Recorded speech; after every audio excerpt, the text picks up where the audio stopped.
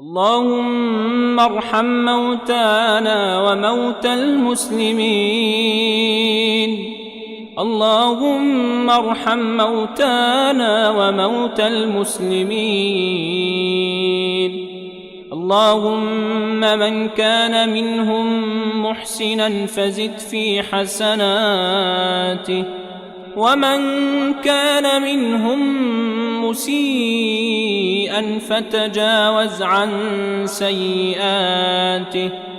اللهم يمن كتابه ويسر حسابه وثقل بالحسنات ميزانه، وثبت على الصراط أقدامه، وأسكنه في أعلى الجنات